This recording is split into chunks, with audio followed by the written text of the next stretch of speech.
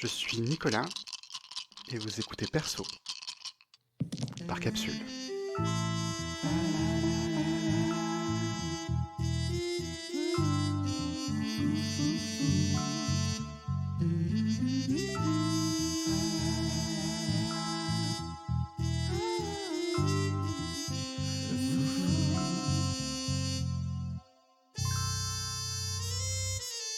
Bonjour à tous, bienvenue sur Perso, une émission où j'accueille des personnes qui pratiquent le jeu de rôle. Je leur pose des questions sur leur identité, sur leur personnage, et on tente de voir s'il existe des liens entre les deux ou quels liens on peut tracer au cours de l'émission. Je m'appelle Nicolas, vous me connaissez peut-être sur les réseaux en tant que Ours ou Shizumaru, et j'ai avec moi aujourd'hui Annie. Salut. Annie, est-ce que tu veux te présenter pour nous ? Non, pas tellement. Excellent. Ne te Désolée. présente pas. Il n'y a aucun D'accord. souci. Mais si, je peux. Annie, donc sur les réseaux et il fut un temps, c'était manque de bol, maintenant c'est rien du tout en fait parce que je suis plus du tout sur forum ou nulle part. C'est juste Annie. Sébastien Cyrus, voilà. C'est curieux, du coup, tu as un pseudonyme masculin sur Internet ? Oui, en fait, quand Gmail m'a demandé mon nom pour ouvrir mon adresse mail, j'ai dit Sébastien Cyrus parce que ça me faisait chier de leur dire, qui j'étais. Et un jour, Facebook m'a dit: dame de bol, ce n'est pas votre vrai nom» et j'ai fait: «Ah putain, ils m'emmerdent» et je me suis dit: «Ah vas-y, c'est avec mon adresse Gmail, si ça se trouve, ils vont accepter Sébastien Cyrus». Ils ont accepté Sébastien Cyrus comme étant mon vrai nom, mais du coup, maintenant, ils ne veulent plus que j'en change. Parce que c'est mon vrai nom, Bah, bien sûr, tu es aujourd'hui officiellement Sébastien Cyrus. c'est ça. Annie, j'aimerais que tu nous fasses un panorama bref de personnages que tu as beaucoup joué, de personnages que tu as eu l'occasion de développer, de connaître, de détailler et éventuellement de modifier au cours de leurs histoires. OK, moi, je suis surtout une joueuse de vampires. J'ai commencé par vampire, j'ai continué dans le monde des ténèbres, vampire, c'est ma came, jouer à vampire, c'est cool. J'ai fait des campagnes très longues, 1 an, plus, quand on était en région parisienne, tous les ans, sur chaque année scolaire, en fait, on faisait une campagne et après j'ai des campagnes qui ont duré, plusieurs années, de façon hebdomadaire et à un moment, en fin de compte, vu qu'on n'avait plus assez de parties et que j'étais en manque, mon copain s'est mis à me faire des parties solo et depuis, en fin de compte, qu'on joue ou qu'on ne joue pas avec d'autres personnes, on a une partie solo, à laquelle on joue, de façon hebdomadaire. À un moment, on y jouait tous les jours, mais il a vite fatigué, donc on a arrêté. Voilà et donc on a fait des parties aussi qui ont duré, plusieurs années. Donc du coup, des persos qui ont duré plusieurs années, ça va plutôt être des persos de vampires. Après j'en ai eu plein quoi, je tu veux que je te fasse un rapide résumé ou je t'en parle?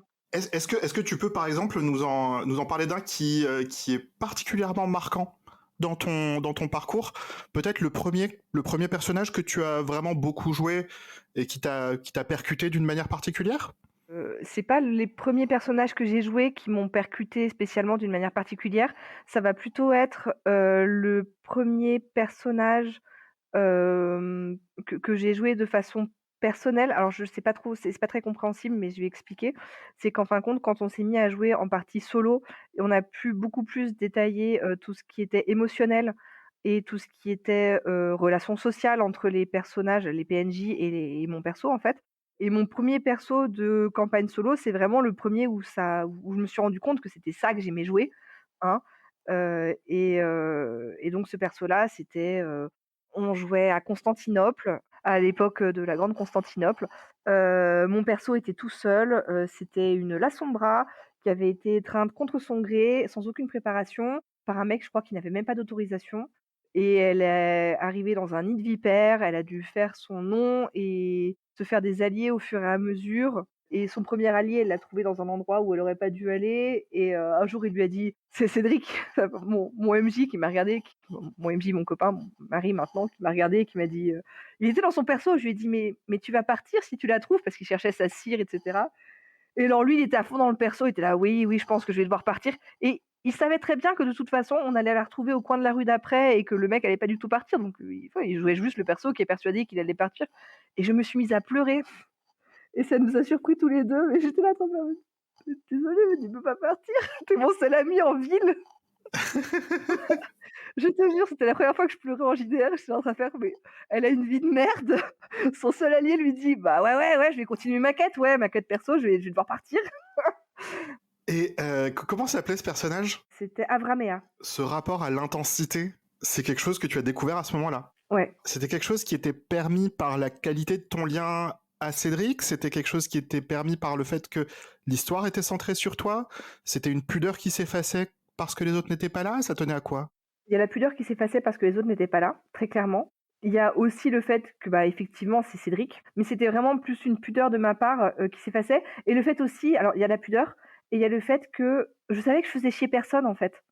C'est con à dire, mais des fois, les relations interpersonnelles, les autres, ils en ont rien à péter, enfin les autres joueurs, j'entends et du coup, ils ont pas envie d'être là, à te voir, jouer des scènes, amicales, amoureuses, avec d'autres, avec des PNJ ou même avec voilà et ça les intéresse pas, quoi.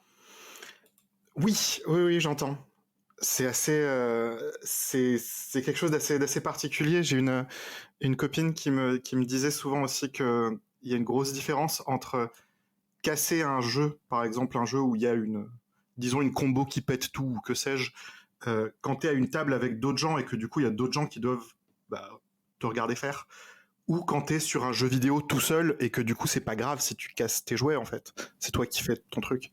Et donc il y a un peu ce rapport-là aussi pour toi du coup avec l'intensité de ce que tu peux développer. Bah, un petit peu, avant Avramea, j'avais joué, un perso à une campagne où c'était pas Cédric le MJ, parce qu'il faut savoir que ça a été c'est mon MJ principal quand même depuis qu'on est ensemble, donc depuis 13 ans et on avait trouvé une campagne sur laquelle on était tous les 2 joueurs. C'était une campagne de vampires, mais avec un MJ qui faisait, comme Cédric, c'est-à-dire qu'il pétait l'univers. On aime bien péter l'univers de vampires, moi ce que j'aime dans Vampire, c'est toute la mythologie, c'est vraiment les histoires cachées, les grands secrets, le métaplot. Et aussi, tout le côté social, hein, mais bon, j'aime bien avoir, des secrets, des trucs mythologiques, des trucs voilà, donc ce MJ-là, mélangeait des univers, il rajoutait, beaucoup d'occulte et ce genre de trucs. C'était sympa et un jour, comme ça, sorti de nulle part, c'était peut-être effectivement la première fois que je faisais ça. Je sais pas si Avramea je sais pas trop si c'était en parallèle ou si c'était, avant, mais je lui ai dit, «Ouais, bah, tu sais quoi? Le PNJ là que tu viens de sortir, mon perso va en tomber amoureux. Voilà.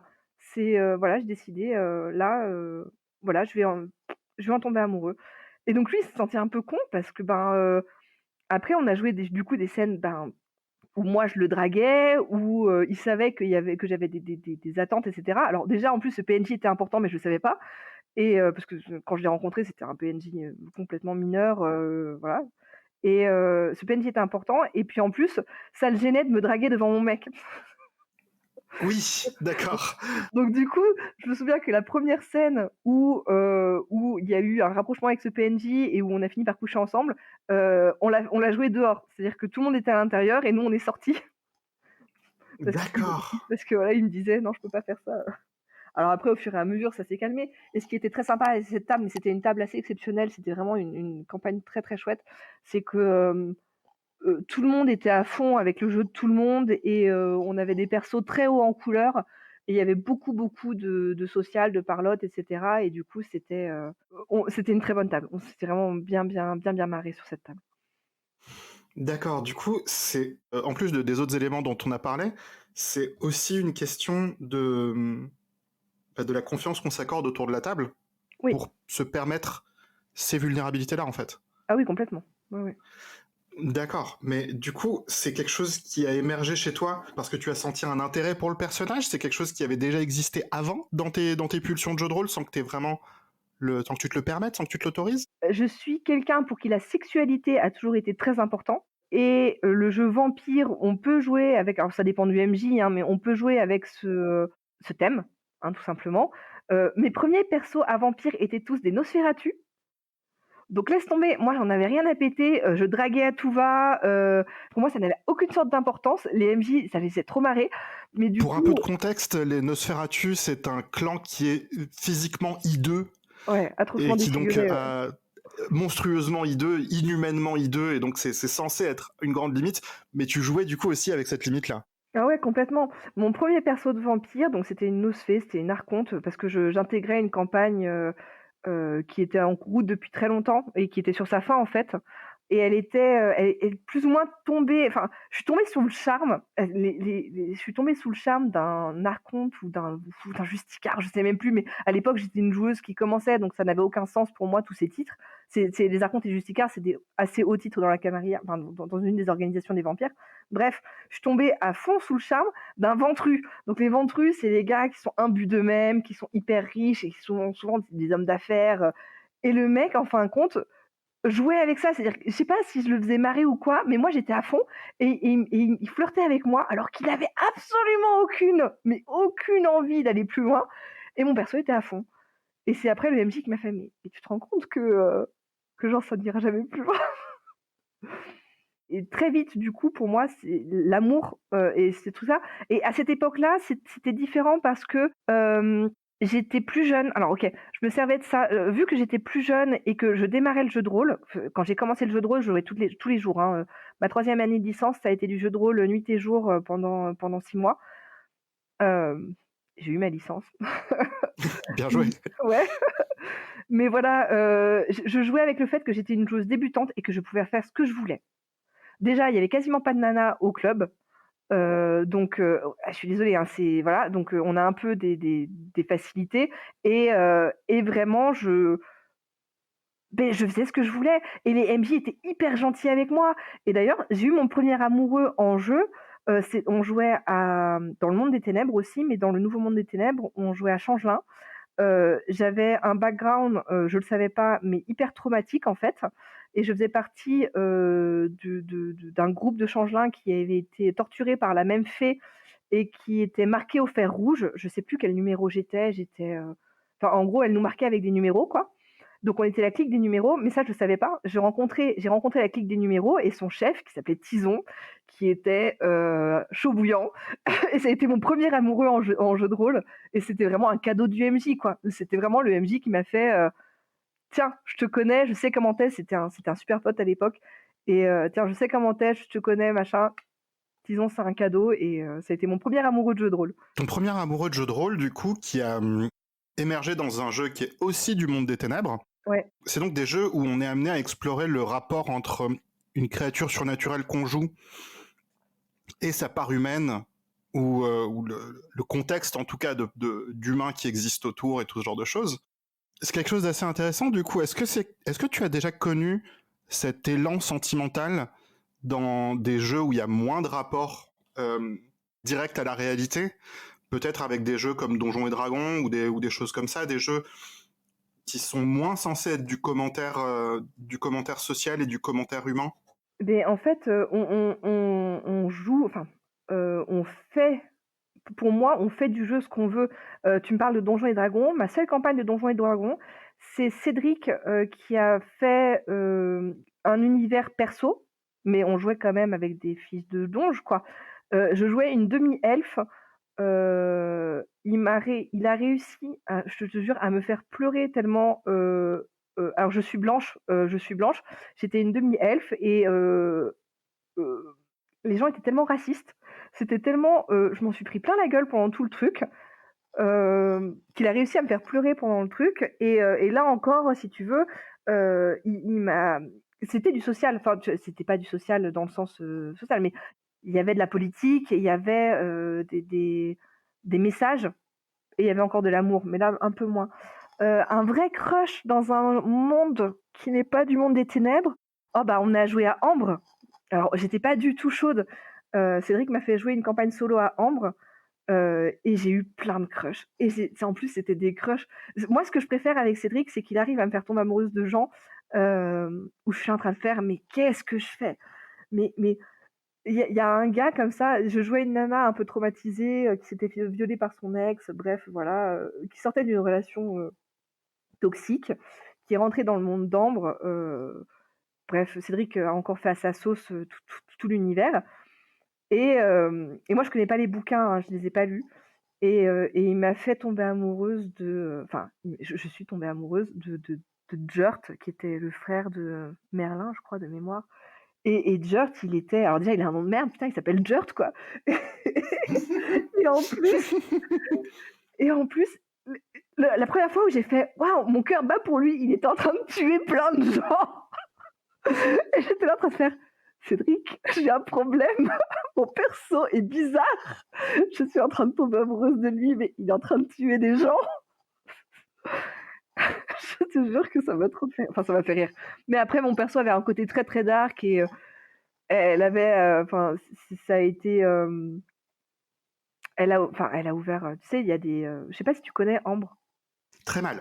Très On mal. m'a un peu parlé du concept des sortes de multivers et les ombres et tout ça, mais guère plus. Voilà et bah, tu as des sources de pouvoir, on va dire, la marelle, le labyrinthe, le truc, le machin et donc le source de pouvoir de cette nana-là, c'était vraiment les ténèbres, en fait. C'était une je pense que c'était un ajout de Cédric, mais voilà, donc c'était les ténèbres et je l'ai monté plus tard et donc il y avait tout un côté du jeu qui est très sombre. D'ailleurs, dans ce même jeu, il m'a fait je suis tombée sur, le mec qui était censé tu sais, donc il y avait des batailles, il y avait des problèmes avec des dieux et cetera. Donc j'étais en train de monter mon camp, on était en train de monter son camp et les princes d'Ambre, moi, d'autres, on avait comme grand ennemi, tu vois, que je connaissais pas et cetera, Bolas. Donc Bolas, si tu connais Magic, c'est, un mec à moitié dragon et cetera. Donc c'est vrai qu'il l'avait rajouté, voilà, c'était Bolas qui venait du monde de Magic et je rencontre ce gars parce que j'étais sur la piste d'autre chose et il me fait tomber dans un piège. Mais je me suis fait avoir comme une bleue, j'étais vexée comme un pou.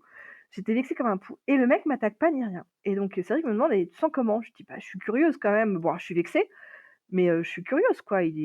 C'est censé être le grand méchant et tout, il m'attaque pas, machin, donc il me laisse repartir parce qu'au final, on avait le même ennemi, je faisais une enquête sur un truc, je sais même plus quoi et en fait, Bolas, c'était un cœur à prendre. Je le Oh mon savais Dieu!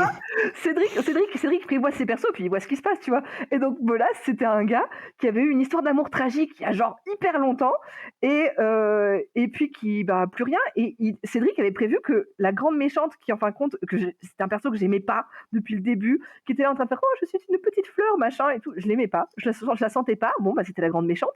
Il avait prévu qu'elle allait aller le voir, qu'elle allait aller le séduire et cetera et cetera. Ce qu'il avait pas prévu, c'est que moi, vu que Bolas m'avait pas attaqué et qu'on avait le même ennemi et que je commençais à avoir une piste, je suis retournée le voir de moi-même et il m'a fait rire et il était drôle et je riais et je riais et je riais et on est tombés amoureux et Cédric il était là: «Ah putain, mon grand plan quoi, merde» et tous mes alliés, ils étaient là en train de faire: tu sûr?»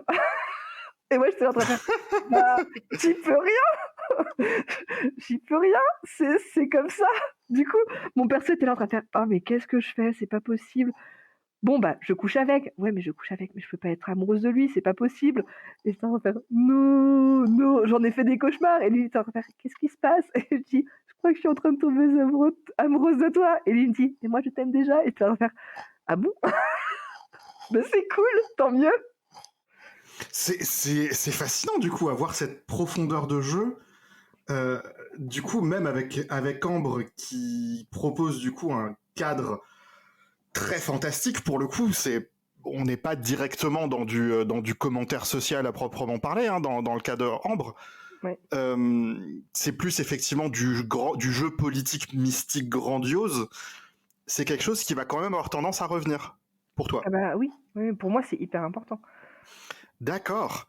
Et je trouve ça assez fou en fait du coup de voir cette intensité, cette récurrence aussi. Et je me demande d'ailleurs si c'est quelque chose qui fait écho à quelque chose que tu as déjà connu dans le monde réel, c'est-à-dire est-ce que tu as déjà été mise de fait devant des sentiments que tu as et qui sont pas forcément commodes, des sentiments qui ont émergé bien malgré toi et où oh là là, mais dans quoi je me suis mise encore? Est-ce que c'est quelque chose qui fait partie de ton vécu? Oui et non. Alors, j'ai un pote qui me disait que j'avais probablement une tendance à, inhiber mes sentiments parce que bah, le polyamour, c'est chouette. En JDR, c'est top le polyamour, hein, c'est cool. En dehors du JDR, faut quand même, bah, faut quand même l'assumer quoi, hein, tu vois? Donc, voilà, C'est loin d'être évident. c'est ça, c'est loin d'être évident. C'est plus facile quand il y a moins quand il y a moins de répercussions voilà. En JDR, c'est plus facile. Mais, heu, moi, je sais que, par exemple, je suis tombée amoureuse d'une nana, il y a quelques années. C'était un vrai crush, enfin, c'était un crush, voilà, elle était Je la trouvais belle comme un cœur, elle me faisait, ça me faisait chaud au cœur de la voir, tu sais, elle faisait des vidéos où elle parlait de sa vie, enfin, pour ses amis quoi, sur Facebook, pas voilà, pas c'était pas une influenceuse ou quoi que ce soit, mais vraiment la voir, ça me enfin un gros crush, bon qui est passé très vite quand j'ai appris qu'elle était transphobe. Là, c'est passé hyper vite, Ouh! hein. La grosse douche froide, j'ai fait: «OK, bah, tant pis, hein, salut, ciao, bye, le crush il est fini». Mais et je lui ai dit un jour, je lui ai dit: «Écoute, ben, voilà, je veux pas que tu, flippes ou quoi que ce soit et tout, je te le dis parce que, ben, voilà, mais vraiment te voir ça me rend heureuse, quoi», je sais plus si je lui ai dit que je l'aimais ou pas, enfin, j'ai mais voilà, je lui ai dit et j'ai déjà une amie qui me l'a dit aussi et puis, bah, je lui ai répondu: «Merci» parce que qu'est-ce que tu veux répondre d'autre? Pour moi, l'amour, c'est quelque chose de fluctuant, c'est quelque chose qui est cool. C'est cool l'amour, quoi et du coup, moi, si j'ai une amie qui me dit qu'elle m'aime, bah, je vais lui dire merci et ça me touche, même si c'est pas réciproque et d'ailleurs, elle a été contente que je réagisse comme ça et elle m'a et ça s'est arrêté là, quoi. De fait, c'est du bon sentiment. Je suis d'accord avec toi sur le fait que c'est censé être quelque chose de positif et exprimer quelque chose de positif auprès de quelqu'un probablement à qui on tient, en qui on a justement du bon sentiment et on peut espérer que cette personne ait du bon sentiment en retour, même de notre nature. C'est pas censé être un drame, on est d'accord. Bah, ouais. Vu que je suis pas quelqu'un d'hyper sociable, je rencontre pas non plus des nouvelles personnes tous les 2 jours et je pense que, c'est facile pour moi de tomber amoureuse en jeu de rôle parce que Cédric me connaît bien. Et parce qu'on parle beaucoup de qu'est-ce que j'attends de la partie, comment sont mes persos, hem, donc il y a des fois ça me tombe enfin ça tombe sur mon perso, je m'y attends pas, et Cédric non plus. Mais il y a des fois, ben, c'est enfin voilà et puis au final, moi, Cédric je l'aime et c'est beaucoup plus facile de, bah, de tomber amoureuse des parties de Cédric que j'aime déjà, probablement, Bien vu sûr. qu'il fait un peu tous les PNJ quoi. Ça fait longtemps que tu es avec Cédric. Est-ce que c'est quelque chose, comme tu as pu l'explorer avec Cédric, avec ce premier personnage de Constantinople, et ensuite par la suite avec le reste de ce que tu joues avec Cédric, est-ce que c'est des aspects de toi que tu as pu mieux découvrir et mieux développer et avoir plus de clarté dessus, justement, par la lentille du jeu de rôle? Je sais pas. Très honnêtement, je sais pas. Heu, je sais que je suis bi depuis super longtemps, je sais que j'ai un cœur d'artichaut depuis super longtemps. Je suis pas sûre, je suis pas sûre et déjà, avant Cédric, hein, quand j'ai commencé le jeu de rôle, je veux dire, je suis pas tombée amoureuse, mais j'ai toujours trouvé mes MJ, mais très, très, très, très souvent, je les trouvais hyper sexy. Mais c'était des MJ, hein, je veux dire, bon, on va pas se mentir, hein, les MJ, c'est pas forcément les joueurs de jeux de rôle en général, c'est pas forcément des gens super sexy. Mais le charisme des MJ, oh là là, j'en ai rencontré certains, et puis c'est peut-être parce que j'étais, très jeune, très influençable et que c'était mes premiers MJ, mais laisse tomber, quoi. Ils me faisaient de l'effet, de ouf. Donc peut-être que, tu vois, c'est quelque chose qui évolue aussi, qu'au départ, c'était de l'effet, du charisme, de l'excitation, sexuelle, mais que c'est devenu de l'amour parce que, ben, parce que Cédric, aussi hyper charismatique et un MJ génial, comme tu le sais d'ailleurs. Je confirme, effectivement. J'ai invité Annie ici parce que nous avons été tous les deux sur une table de vampires, justement, il y a 6 ans de ça. Et j'en garde un très bon souvenir. Et c'est aussi pour ça que j'amène Annie ici aujourd'hui. Et oui, de fait, Cédric était notre MJ. Cédric est formidable. La question que je me pose aussi, j'imagine que, comme tu dis, c'est moins le cas parce que ces temps-ci, donc tu as peut-être moins de vie sociale. Est-ce qu'il t'arrive de jouer sans Cédric et comment ça se passe, du coup, avec cette sécurité en moins? Depuis que je connais Cédric, je crois que j'ai pas joué sans lui. Oh, J'ai dû faire des camp alors, j'ai dû faire des parties, des one shot en convention. J'ai dû faire, des one shot entre filles aussi, mais sinon non, j'ai toujours joué avec lui, soit comme MJ, soit comme joueur. d'accord. Du coup, la présence de Cédric, est-ce qu'il va pouvoir t'apporter comme sécurité, comme cadre dans lequel développer des choses qui peuvent être sensibles et à ce point actuellement dans ta vie, assez constitutif de ta pratique de jeu de rôle? Bah oui, parce que, Alors déjà, au niveau du couple, on a été, très fusionnels. Bon alors depuis qu'on a des enfants, hein, les enfants, la vie, c'est un peu plus compliqué quoi, hein, toi-même tu sais, il y a des hauts, des bas. Mais avant les enfants, on faisait beaucoup de choses ensemble, notamment le jeu de rôle, où on jouait vraiment, vraiment beaucoup, beaucoup ensemble et on jouait beaucoup. Il avait des parties sans moi, mais moi j'avais pas de parties sans lui. C'est aussi que c'est comme ça qu'on s'est rencontrés. Je cherchais un MJ. Je cherchais un MJ parce que j'allais arriver à Paris. Je pensais que j'allais arriver à Paris, hein, mais finalement on a passé quand même 1 an de relation, à distance. Et donc du coup, il y a un mec, j'ai dit: «Voilà, j'adore jouer à vampire, je vais aller arriver à Paris». Il y a un mec qui m'a dit: «Ah bah mon coloc, c'est un super MJ, machin de vampire». OK, d'accord, dis-moi qui c'est. Moi, je lui envoie un MP et je lui ai envoyé un MP qui se résumait à salut, j'ai un décolleté, presque des gros seins et je sais faire des super bons fondants au chocolat. Est-ce que tu veux bien maîtriser du vampire pour moi? Voilà, ça a été mon premier message à Cédric. Et du coup, en fin de compte, on a toujours joué ensemble. Voilà, on a toujours joué ensemble. Mais quand il est joueur, on n'a pas forcément de synergie, on fait pas forcément des couples, on fait pas forcément, enfin, même pas forcément, pas du tout en fait. Euh, enfin, des fois oui, mais en règle générale non. C'est plus facile d'être vulnérable quand, lui, il est là et que je sais qu'au final je le suis pas, quoi. Et le problème quand il est MJ et qu'on joue avec des gens que je ne connais pas très bien, c'est que, ben, en tant que petite amie du MJ, j'ai pas envie d'avoir et lui non plus ne veut pas me donner, des avantages, voilà, pour pas que ça fasse, privilège et cetera et cetera. Donc du coup, je fais hyper attention à ce que je fais hyper attention à pas être trop présente, je fais hyper attention et limite m'empêche de jouer, en fait. Oui, je vois Voilà. ce que tu veux Et dire. même avec des amis, on a eu une campagne très longue avec des amis, j'étais dégoûtée parce que Cédric, j'ai toujours eu, un gros sixième sens pour savoir, quels étaient, les secrets de ses plots, quels étaient, les twists, quels étaient les trucs et cetera et cetera. J'avais toujours des bonnes idées et j'étais verte parce qu'en fin de compte, quand un autre joueur avait une bonne idée, il lui donnait un truc genre: «Ouais, trop bien, ouais, c'est super, bah écoute, tiens, tu des pecs en plus, des trucs, des machins» et j'étais en train de faire: «Tu te fous de ma gueule?» Des interventions comme ça, j'en fais 5, j'en fais 5 par partie. Il t'en fait une et tu es là en train de faire: «Ouais, trop bien et tout ça» et tu oui, mais sinon tu veux pas genre m'avantager aussi un petit peu quand je le mérite? Parce que je le mérite des fois. J'ai des bonnes idées en fait. Ouais, ouais, ouais, je vois. Du coup, effectivement, en cherchant à esquiver ce modèle de la copine du MJ mise sur un piédestal ou quoi, il finissait par, somme toute, te léser, en fait. Un petit peu. La question aussi que je me posais, tu as évoqué le fait que maintenant que vous avez des enfants, je ne peux qu'imaginer comme ceci peut changer, ne serait-ce que la cadence à laquelle vous êtes disponible pour jouer l'un et l'autre, puisque j'ai entendu dire qu'avoir des enfants est le genre d'événement qui bouscule un peu le planning.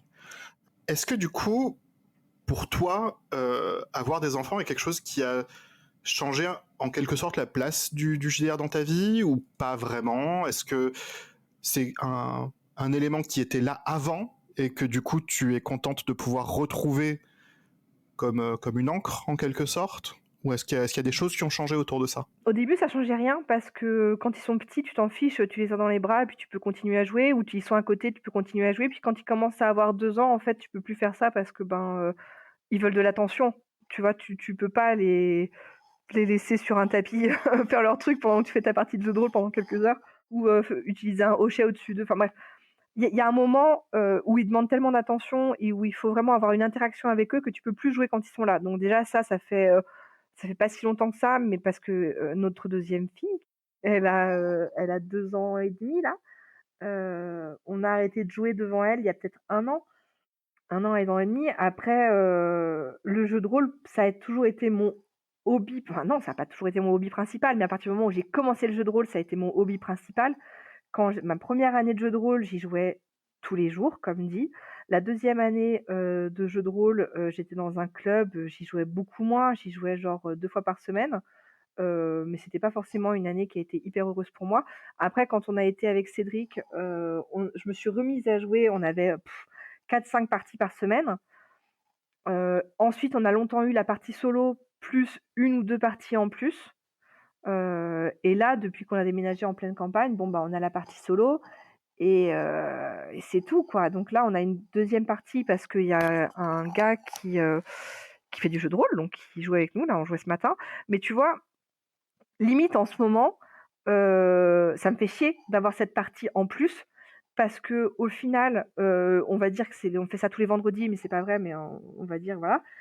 Le vendredi, on va jouer avec lui de 10 heures à 13 heures ou 14 heures. J'ai mis 13 heures parce que j'en avais marre d'avoir l'impression d'avoir perdu ma journée pour ça, entre guillemets.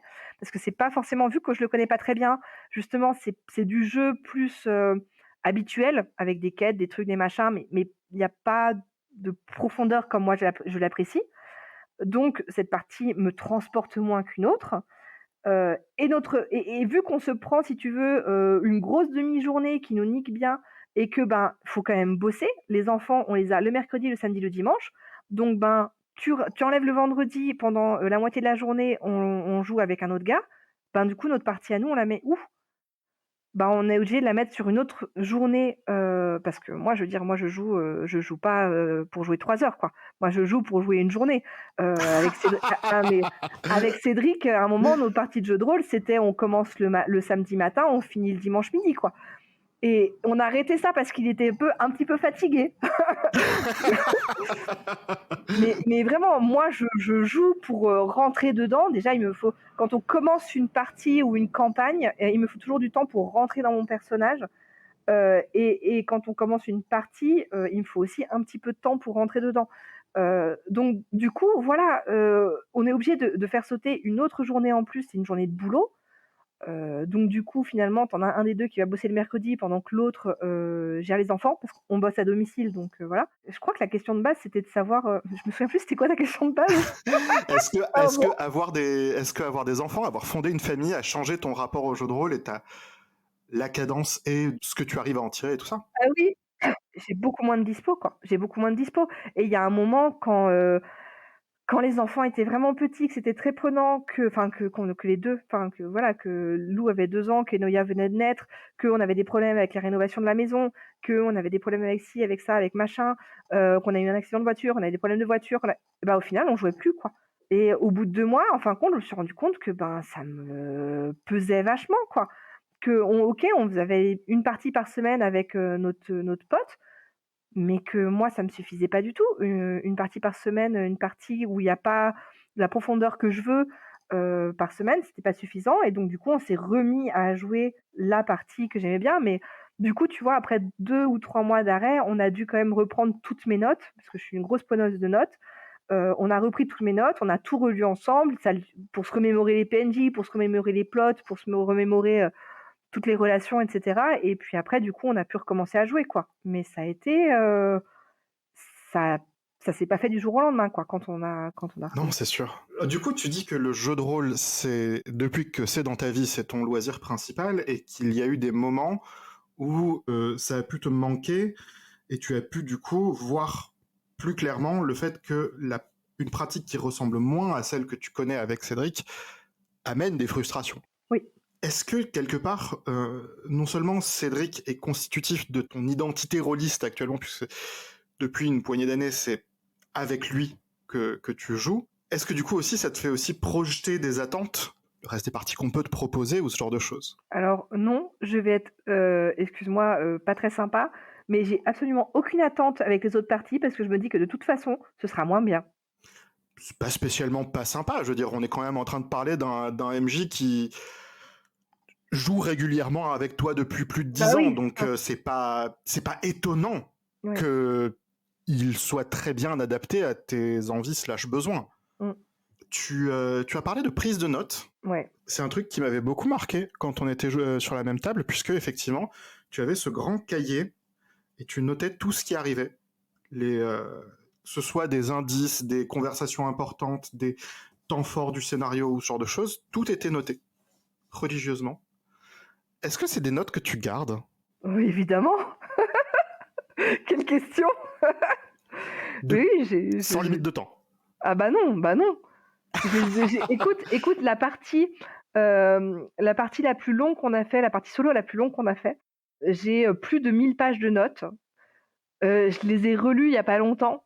C'était, un bonheur, quoi. C'était comme lire un livre, enfin vraiment, je les ai relus, j'ai survolé les moments qui m'intéressaient moins. J'ai relu des lettres d'amour parce qu'évidemment j'écris des lettres d'amour, hein, puis j'en reçois aussi, mais tu vois, c'est c'est, heu, c'est moi je garde tout, quoi. Je garde tout.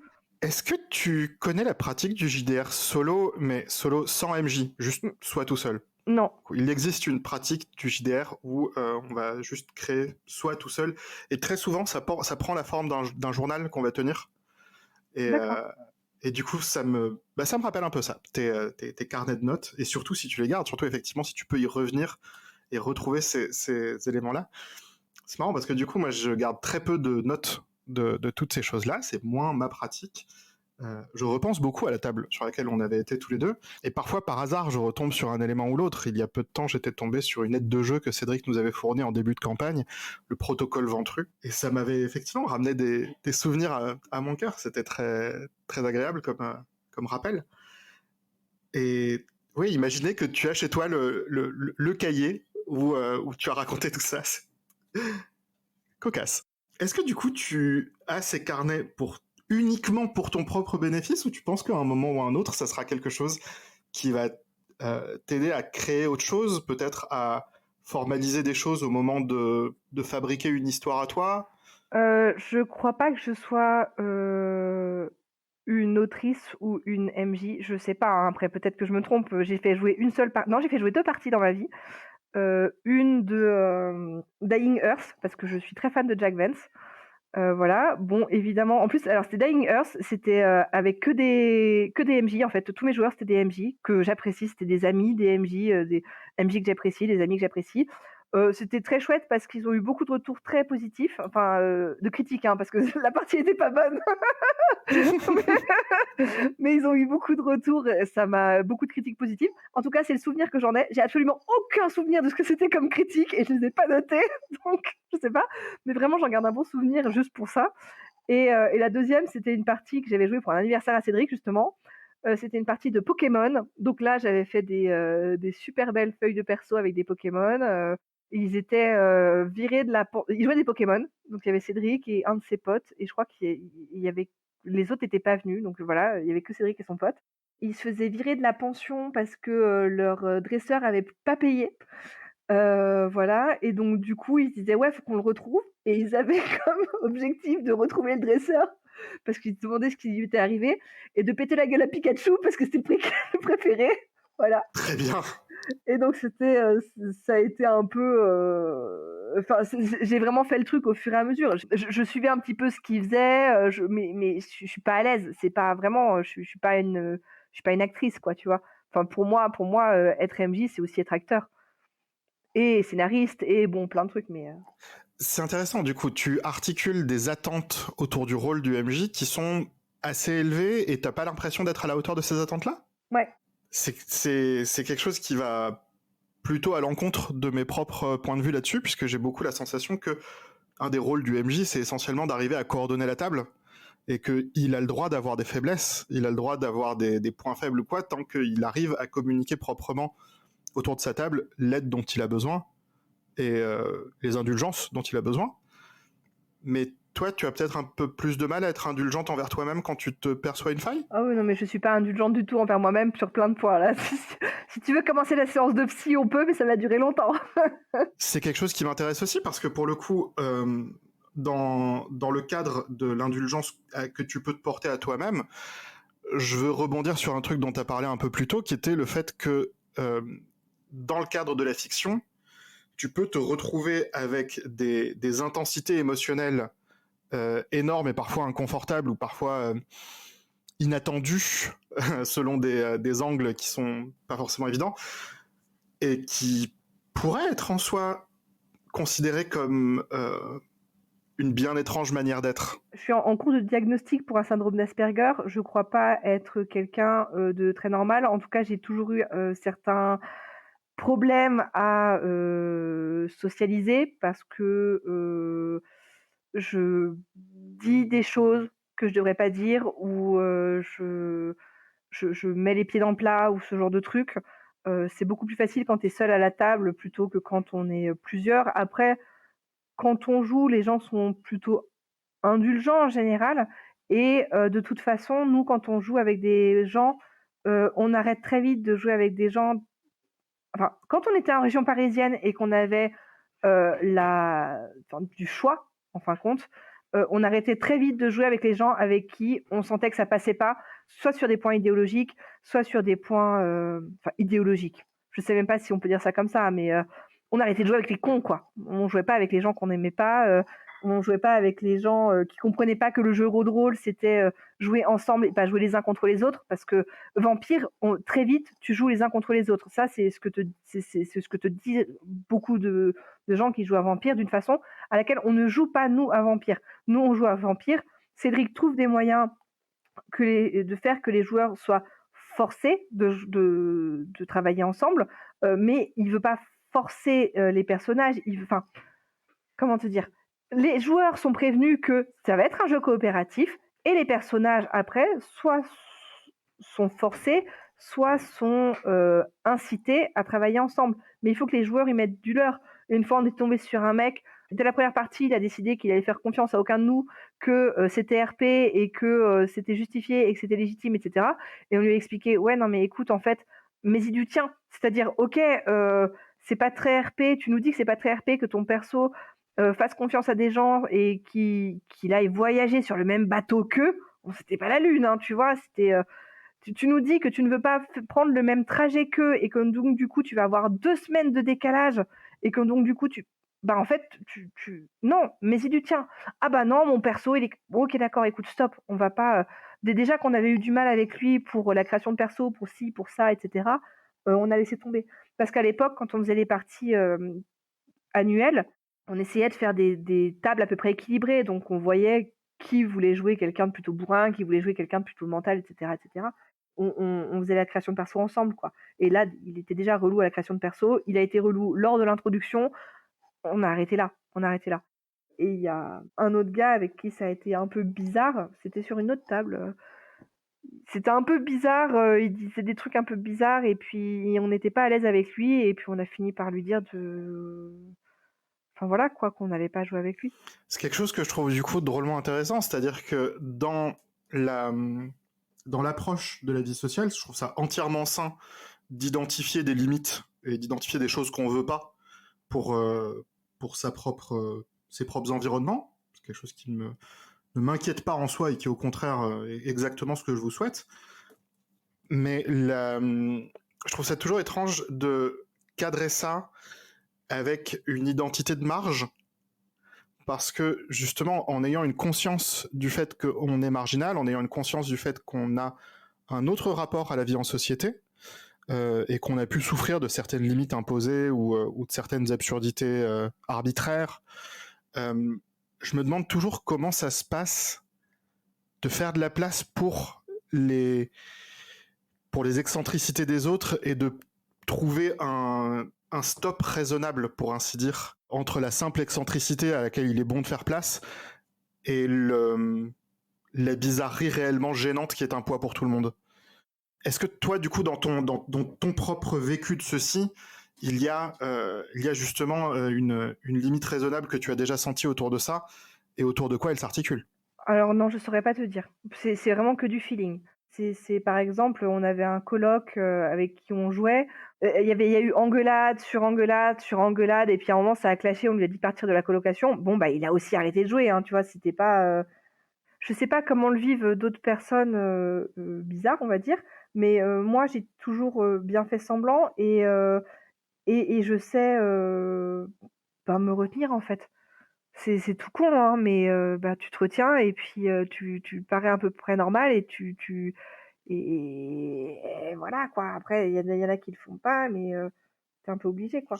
J'entends. On parle souvent de masking, avec cette idée effectivement de se créer un visage social qui passe bien. Et justement, un des enjeux autour de tout ça, dans les communautés handi et tout ça, ça va être souvent de poser le fait que quand on se retrouve avec des gens avec qui on est en confiance, quand on se retrouve avec une communauté qui nous écoute, qui nous accepte et qui étreint ce qu'on est, on a la possibilité de faire tomber ce masque et de se montrer un peu plus authentique, un peu moins masqué justement. Est-ce que du coup, à ton sens, c'est quelque chose que tu as avec Cédric, par exemple, justement, avec cette, euh, cette relation construite, que ce soit sentimentalement ou dans le jeu de rôle, euh, est-ce que du coup c'est aussi quelque chose que tu vas avoir plus de facilité à avoir quand Cédric est à table et tout ce genre de choses? Ah bah oui, hein. Je peux te dire que Cédric en partie solo, il m'a déjà commencé les scénars et au bout de, 2 heures, je lui ai dit: «Écoute Cédric, c'est nul quoi».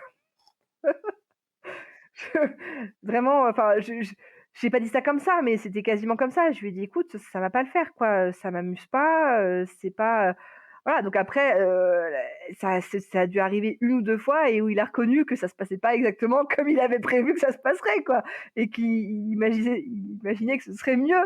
Et je lui ai dit: «Non, non, non, c'est nul.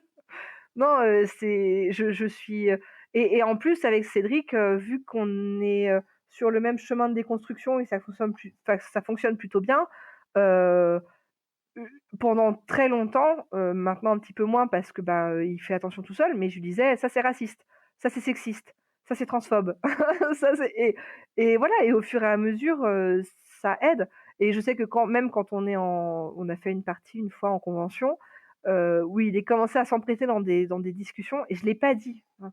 Il y avait une personne trans à la table et il rentrait dans des trucs et j'étais là en train de faire: «Putain, c'est un peu transphobe quand même, c'est un peu limite, c'est transphobe, c'est bon». Et je lui en ai parlé après et j'aurais peut-être dû l'arrêter directement au milieu et lui dire: «Écoute Cédric, tu es en train de partir dans des explications, mais en fait non, arrête, stop». J'entends. C'est pas forcément simple d'arriver à prendre la parole, mais effectivement, c'est toujours intéressant de voir que seul à seul, avec Cédric, tu as plus de facilité à le confronter. Et quand il y a davantage de monde, bah, il y a justement ce masque qui intervient et qui complique un peu la donne. Bah, surtout des gens que je connais pas parce qu'après des gens que je connais, c'est plus facile, quoi. J'entends. Est-ce que du coup, les persos que tu joues, comme c'est de la fiction, je veux dire, ça a beau être intense, on a beau ressentir des vraies choses et tomber amoureux et pleurer et tout ce genre de choses, est-ce que tes persos, comme c'est de la fiction, te permettent aussi de tester des situations, de tester des émotions?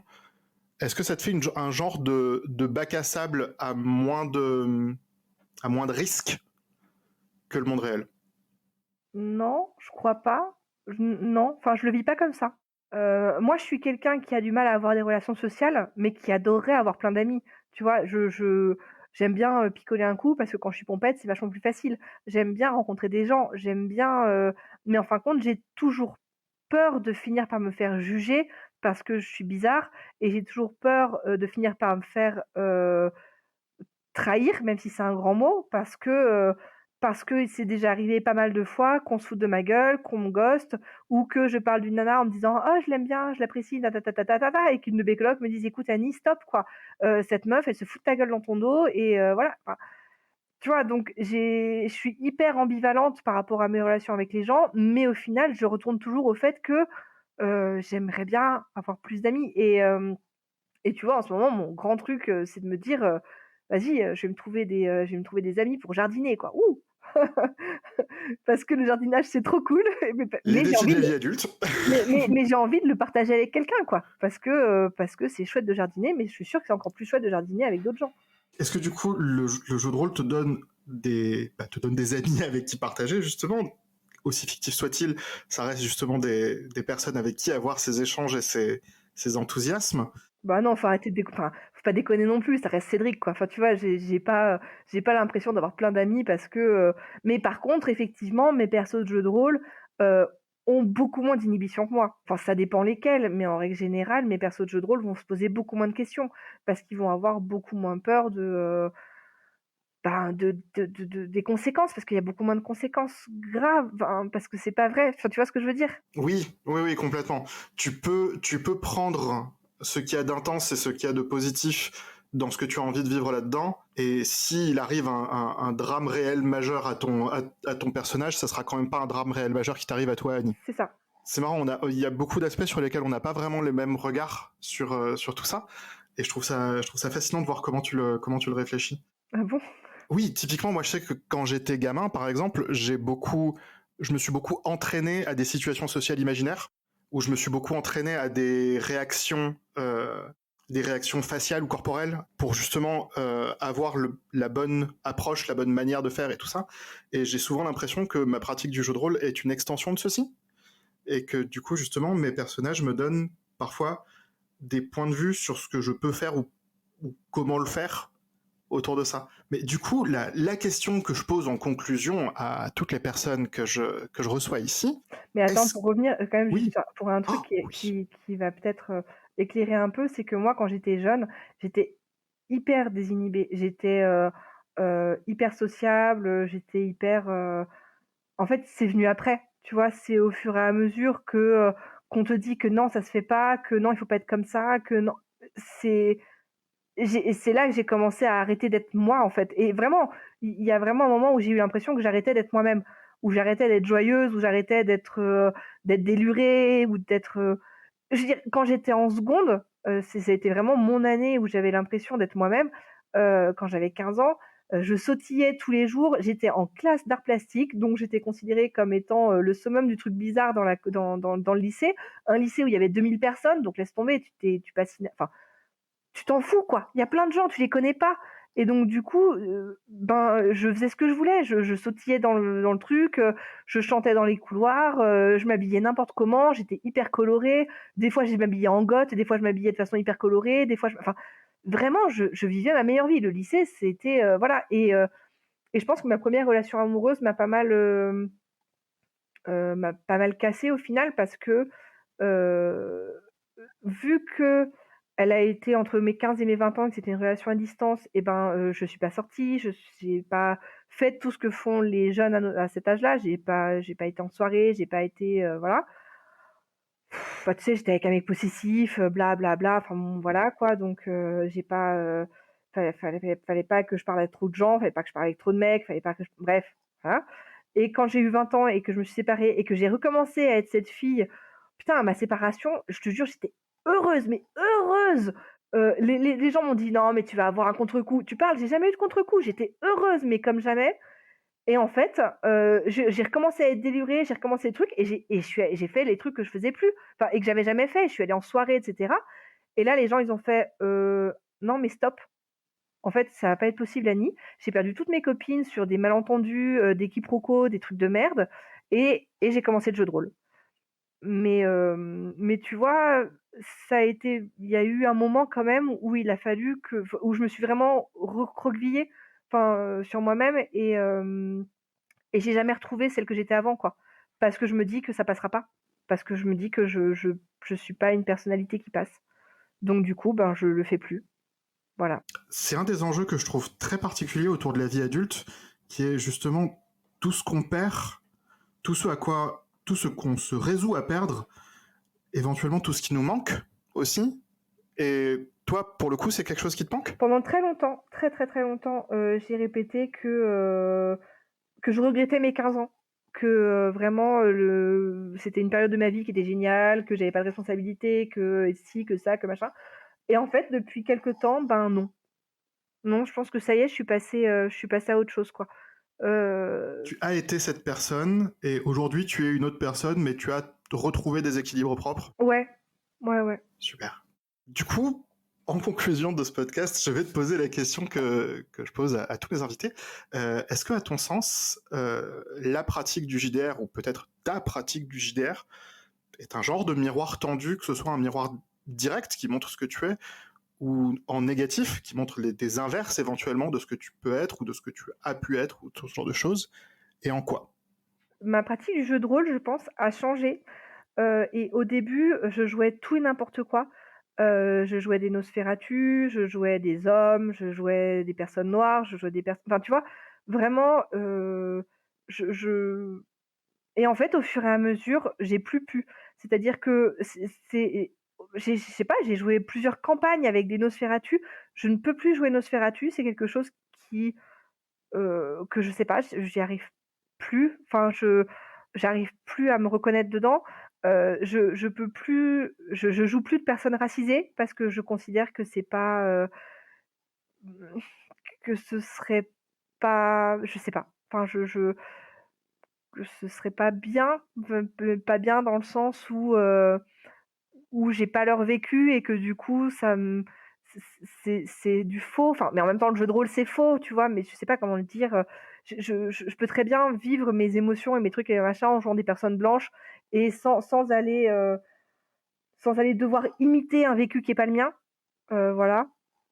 Je joue plus d'hommes, parce que pareil, ça me parle plus et donc oui, d'une certaine façon, je pense que même si peut-être je m'en défends parce que mes persos sont différents les uns des autres et cetera, oui, je pense que c'est un certain miroir et mes persos, même s'ils ont des caractères différents, des histoires différentes et cetera, je me retrouve toujours, toujours, toujours à faire des persos équilibrés, ce qui fait marrer Cédric, parce que je suis jamais spécialiste de rien, mais il faut que je sache tout faire.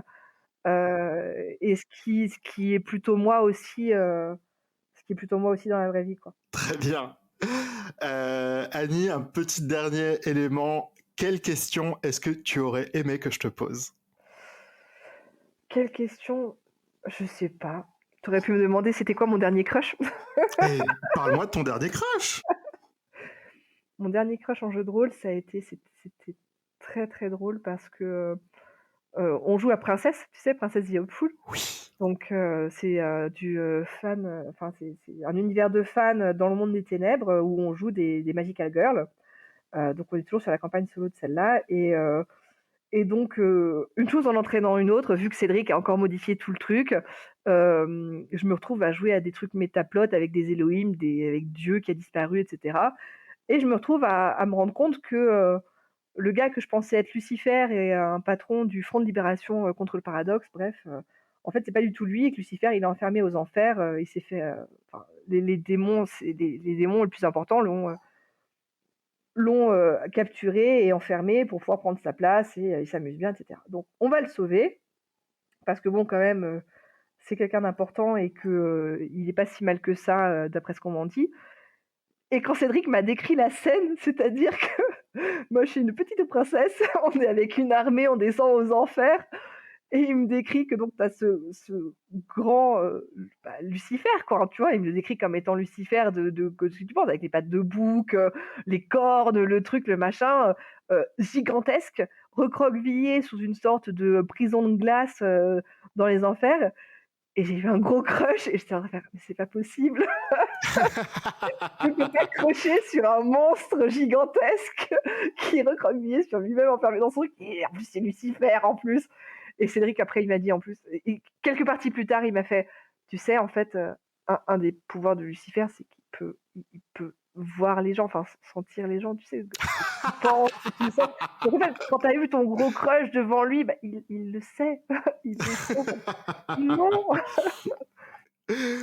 Très, très bien. Écoute, je suis ravi de finir là-dessus, sur ton crush sur Lucifer en tant que petite princesse. Annie, merci beaucoup d'être venue ici parler de ton expérience du jeu de rôle pour perso. Bah, merci à toi, ça m'a fait plaisir. J'aime bien parler de jeux de rôle. J'aime bien parler C'est des persos. c'est toujours une grande joie. Et du coup, on va pouvoir terminer l'épisode ici. Merci à tous. C'était donc Perso pour Capsule.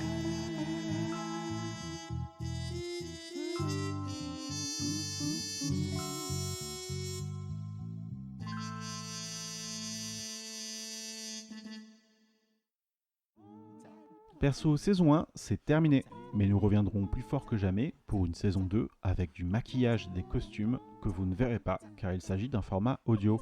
En attendant, n'oubliez pas de nous rapporter de l'argent en suivant les liens adéquats en description.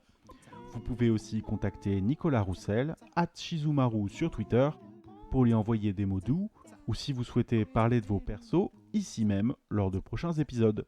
Capsule est par ailleurs toujours à la recherche de nouvelles personnes magnifiques qui souhaiteraient partager leur passion dans un micro, alors n'hésitez pas à me contacter à ces fins, Mathieu Blais sur tous les réseaux et @levraiblet sur Twitter. D'ici la prochaine saison, nous vous invitons avec véhémence à poser vos likes, zémoultes étoiles sur nos visages et nos pages. A bientôt dans vos oreilles.